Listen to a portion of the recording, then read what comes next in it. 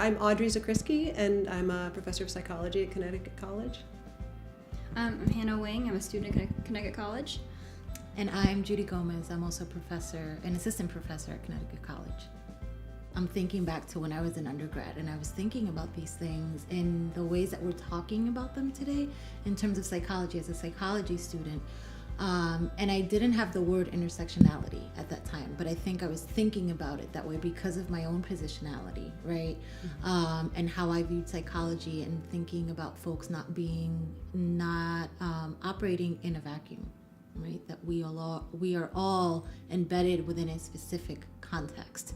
So I'm really, really happy, energized to see that, to be in a space where that is at the center of the conversation of what people are discussing, and that it's at the center in terms of the theme of the conference. Mm-hmm. So looking at people and students as whole beings. Mm-hmm. Yeah, and in terms of, I was interested in coming to the conference because it just seemed to have so many points of connection to different roles I have on campus. So I'm a faculty member.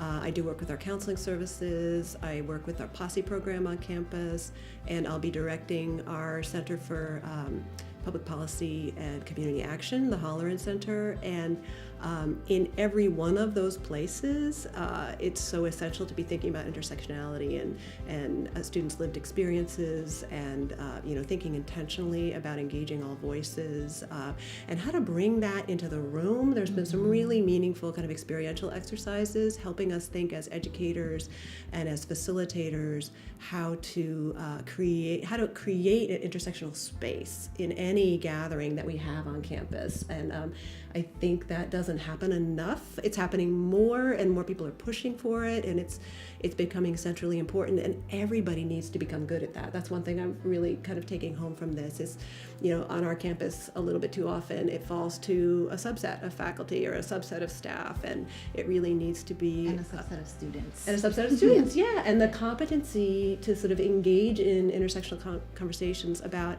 any topic you're studying about well-being more broadly, it has to be everybody's responsibility. And how to bring some of this home to our campus is one thing I'm thinking about, not just through the work I do, but to share out. And it's just so exciting that this is an outgrowth. I think about the movements that are going on nationally and how this is an outgrowth of, or maybe not an outgrowth, but is in line with what folks are calling for on a national scale across campuses, what students are asking for, that these conversations are being had more intentionally on college campuses. So how do we continue to have that conversation in our own campus, and connect with folks who are doing this work outside of our immediate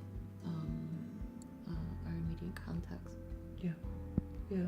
So lots of good ideas, energy, I'd say, from the conference, and ways to think about helping other people who are engaged in this work sustain their energy. That's been a really intentional part of these meetings. The first time I've ever been in an academic conference where we've done some meditation or qigong to sort of think about ways to kind of engage the whole body, engage the mind, engage people in being fully present in what they're doing, and also very intentionally engaging in the self-care that's required to have important, productive conversations about. Because this is emotional work, right? It's emotional work to have to constantly ask folks to think about these topics in ways that are intentional and affirming. Folks who don't tend to think that way, it takes a lot of convincing, and that could be very draining. So the sustainability piece is something that's really important.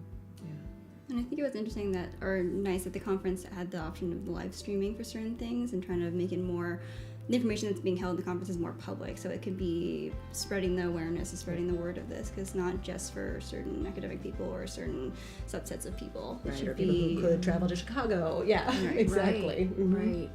Even that could be seen as something that's intentional. It's making this available not just to folks who have the resources to be here in terms of financial resources, time resources, being able to get here, so mobility, things like that. we're moving in the right direction. I think there's a lot of work to be done, right? There's still obstacles and roadblocks that one comes across.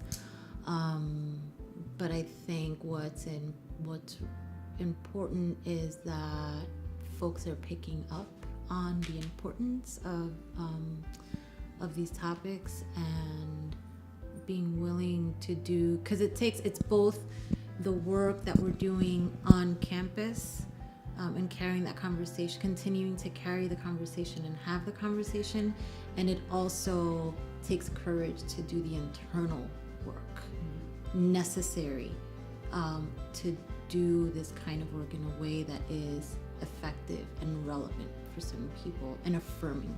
That's really important.